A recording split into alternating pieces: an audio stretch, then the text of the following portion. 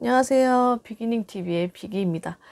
오늘은 여러분들이 남겨주신 댓글의 질문들에 대해서 답변을 드리려고 이렇게 영상을 준비하게 되었는데요. 여러분들이 질문을 많이 주셨어요. 근데 저도 질문을 보면서 좀 많이 생각을 하게 되더라고요. 저도 아직 초보인지라 제가 지금 판매는 하고 있지만 제가 하는 방법들에 대해서 답변으로 달아드리는 거는 쉽지가 않더라고요.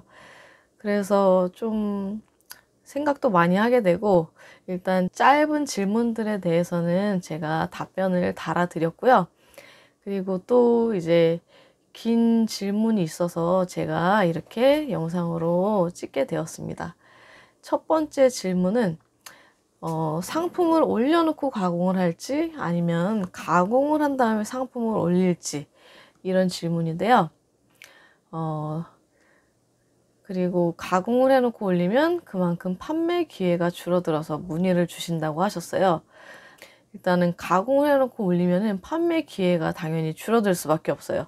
왜냐하면은 마음대로 상품명 가공을 한 거기 때문에 당연히 뭐 키워드 분석이나 그런 것들 전혀 생각하지 않고 상품명을 생각나는 대로 효율성만 따져서 빠르게 가공을 했잖아요.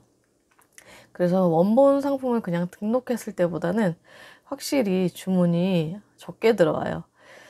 그래서 저는 이런 식으로 진행을 하고 있습니다. 일단은 도매처의 원본 상품을 그대로 등록을 다 마켓별로 다 해요. 마켓별로 중복이 되는 경우도 있고 또 중복이 안 되는 경우도 있고, 최대한 중복이 안 되게 올리려고는 하는데 중복이 돼도 그렇게 크게 상관은 없어요. 저는 마진만 좀 변경해서 중복되게 올리는 경우도 있거든요. 왜냐하면은 네이버 검색을 통해서 들어오는 고객들도 있지만 그 옥션이나 지마켓, 쿠팡, 어플을 통해서 검색 없이 그 안에서만 상품을 구매하시는 고객님들도 계시거든요. 그래서 꼭 이렇게 중복이 된다고 한 도매처 거는 한 마켓에만 이렇게 올리지 마시고, 중복이 돼도 최대한 확률을 높이기 위해서 여러 마켓에 다 등록을 해야 되고요. 그리고 상품명 가공한 상품들은 한 도매처의 상품명 가공이 끝나면 저는 그때 이제 솔루션을 통해서 또 가공한 상품을 좀 마진을 높여서 등록을 하고 있고요.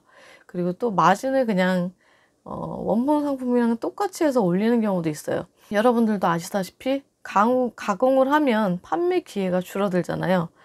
그래서 낮게 마진을 낮게 해서 일단 판매 기회를 늘린 다음에 거기에서 제 상품에 주문이 들어오면 가공한 상품에 대해서 상품명 가공을 또 하고, 그리고 뭐 썸네일도 바꾸고 이런 식으로 해서 등록을 하고 있고요.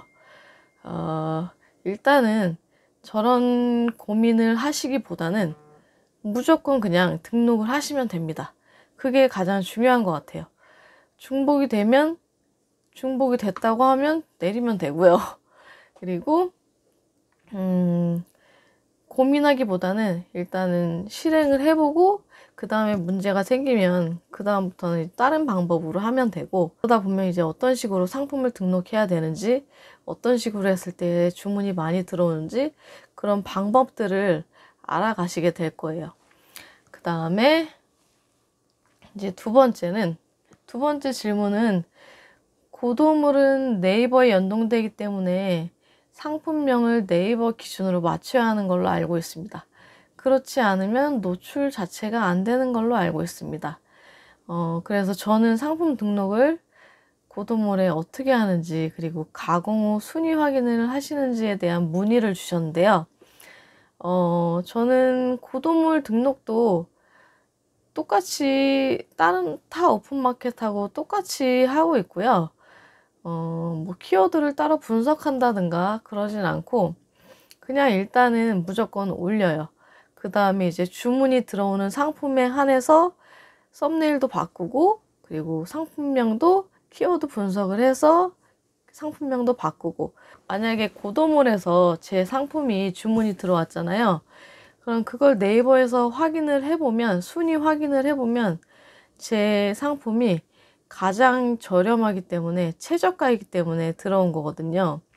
아마 대부분이 최저가로 이제 가격 비교에 묶여서 그렇게 들어오는 게 대부분일 거예요. 근데 일단 최저가여도 제 그 상품이 주문이 많이 들어온다는 거는 고객들이 그 물건을 많이 필요로 하기 때문에 주문이 들어오는 거잖아요. 그래서 이제 그 주문 들어온 상품에 대해서 다시 가공을 하고, 주문 들어온 상품은 검색하면 순위 확인을 쉽게 하실 수가 있어요. 그래서 이제 제 가격이 어느 정도로 낮은지 가격도 다른 상품들하고 확인을 해보고 해서 가격도 변경을 하기도 하고, 그리고 상품명은 꼭 변경을 하고요. 그리고 썸네일도 바꿉니다. 저는 이런 식으로 진행을 하고 있습니다. 그 다음 질문은, 대량 등록은 이제 필수적으로 솔루션을 쓸 수밖에 없는데요. 대부분 위탁 판매 사이트들이 솔루션 DB를 제공하고 있습니다. 하지만 쿠팡이나 지옥션, ESM 2.0 같은 경우에는 이제 카테고리가 정해져 있지 않는데 어떤 사이트를 주로 쓰시는지 궁금하다고 문의를 남겨주셨어요. 쿠팡이나 ESM 2.0 같은 경우에는 확장 카테고리를 써서 상품을 등록을 해야 되잖아요. 솔루션에서도 확장 카테고리를 제공해주지 않는 솔루션이 있거든요. 저는 상품 등록 솔루션으로 이셀러스 데스크 버전을 쓰고 있는데, 이셀러스에서는 확장 카테고리를 지원해주지 않아요. 그리고 플레이어토에서는 지원을 해주는데 너무 비용이 너무 비싸서 쓰지 못하고요. 근데 만약에 돈이 많으시다면은 플레이어토를 써서 상품을 등록을 하셔도 되고요. 그래서 저는 그 위탁 판매 도매처에서 확장 카테고리를 제공해주는 그런 사이트들이 있거든요. 그 도매처의 상품만 등록을 하고 있고요. 그리고 만약에 제공해주지 않는 도매처들은 이렇게 그 도매처 안에 상품을 보시면은 카테고리가 같은 종류의 그런 상품이 여러 개가 묶을 수 있는 여러 개의 상품들이 있어요. 만약에 시계면은 시계가 여러 개 있고, 그리고 뭐 물병이면 물병 상품이 여러 개가 있는 게 있거든요. 그래서 저는 그런 묶음으로 판매할 수 있는 그런 상품들은 제가 수동으로 이제 확장 카테고리를 잡아서 등록을 하고 있습니다. 그리고 또 질문을 주신 게, 고도물 기준으로 파워 등급 이전에는 이제 9,900개의 상품을 등록을 할 수 있는데, 그래서 이제 여러 사이트의 물건을 합쳐서 올릴 수밖에 없는데 그러면 관리가 힘들다고 질문을 주셨어요. 저도 고도몰이나 스마트 스토어는 웬만하면은 한 도매처의 상품만 채우려고 그렇게 하고 있거든요. 특히 스마트 스토어는 그렇게 해야지 판매자 점수라든가 그런 뭐 리뷰 관리, 그리고 페널티 관리, 그런 것들이 쉬워서 등급도 올라가게 되고, 스마트 스토어는 이제 스토어 찜이랑 유입량이 되게 중요하잖아요. 그래 저도 예전에는 스마트 스토어랑 고도몰을 여러 개의 도매처를 합쳐서 이렇게 올렸었는데, 고객들이 묶음 배송을 할 경우에 이제 배송비가 따로따로 청구가 되다 보니까 불만이 많기도 하고, 네이버 쇼핑은 진짜 대량 등록으로 하기에는 좀 관리가 좀 까다로운 그런 편이잖아요. 그래서 저는 고도몰하고 스마트 스토어는 웬만하면은 한 도매처 걸로 채우려고 하고 있고요. 그리고 도매처를 잘 찾아보시면 9,900개까지 가능하신 그런 도매처들이 있어요. 그래서 그런 도매처로 꾸준히 관리를 하시면 스마트 스토어도 대량 등록으로 충분히 키울 수 있을 거라고 생각을 합니다. 그리고 이제 그 다음 질문은, 제가 저번 영상에서 마켓별로 올린 상품의 개수를 말씀드렸었는데, 그 상품들을 다 일일이 가공을 하고 진행한 건지에 대한 질문을 주셨어요. 근데 아닙니다. 반반이라고 보시면 될 것 같아요. 반은 원본 상품이고 반은 가공을 한 상품이에요. 저는 마진대가 지금 6%에서 많게는 20%까지도 있는데요. 원본 상품은 대부분 저마진으로 올렸어요. 처음에 원본 상품을 올릴 때 마진 테스트를 하기 위해서 6%로도 올려보고 7%, 8%, 뭐 10%, 15% 그리고 뭐 30%까지도 한번 해봤었는데, 원본 상품은 저랑 똑같은 물건을 파는 판매자들이 많기 때문에 당연히 저가가 아니면은 진짜 그냥 얻어 걸리지 않으면 원본 상품은 저마진으로 올려야 된다고 생각을 합니다. 그리고 고마진으로 마진을 높게 해서 파는 것도 중요하긴 하지만, 저마진으로 올리면 이제 대량 주문이 들어올 확률이 많거든요.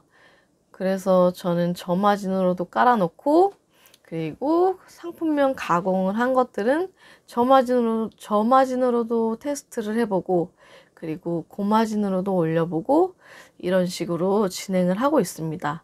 여러분들도 일단은 상품을 어떻게 올려야 될지 고민하시기보다는 일단은 무조건 등록을 하시는 게 중요해요. 무조건 등록을 해보고, 그리고 이게 안 되면 다른 식으로 등록을 해보고, 마켓별로 잘 나가는 상품이 또 틀리잖아요. 그래서 그 마켓별로 A 도매처 거도 등록해보고 B 도매처도 등록해보고 이런 식으로 계속 테스트를 진행해 보시는 게 중요할 것 같아요. 저도 지금까지 그런 식으로 계속 테스트를 해왔고요. 그래서 지금은 어느 도매처께 어디에서는 잘 팔리는지 이 정도는 그래도 좀 감이 오는 것 같아요. 지금까지 질문에 대한 대답을 정리를 해드리면, 첫 번째로는 무조건 상품을 원본 그대로 등록을 하셔야 돼요. 다른 판매자들도 나랑 똑같은 상품을 등록했는데 과연 팔릴까 이런 생각하지 마시고 그냥 무조건 등록을 해보세요.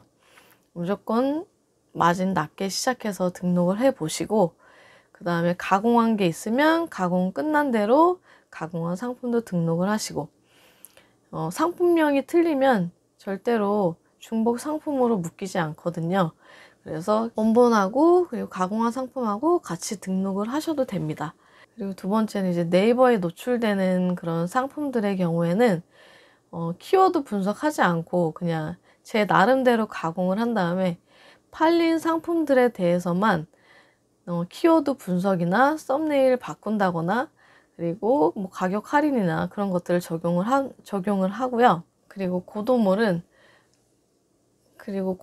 상품 등록도 다른 오픈마켓처럼 똑같이 상품명 가공을 해서 등록을 하고 있고요. 팔린 상품에 대해서만 키워드를 분석해서 다시 수정을 해서 등록을 합니다.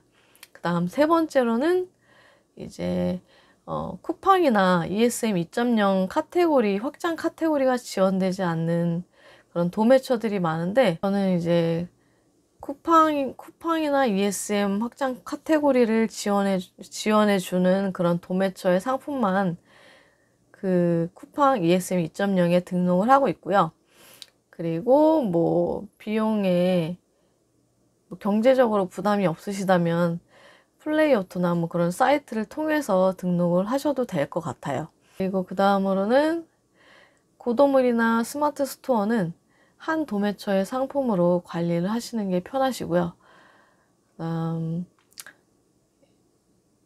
제가 저번 영상에서 보여드렸던 마켓별 상품은 전부 다 가공을 한 게 아니고 반은 원본 상품이고 반은 상품명 가공을 한 그런 상품을 등록을 했어요.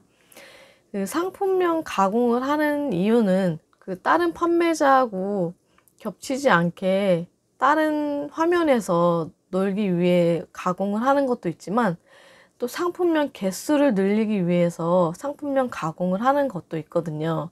만약에 제가 등록하는 도매처에 위탁 판매 도매처의 상품이 1000개이면 제가 1차 가공을 하잖아요.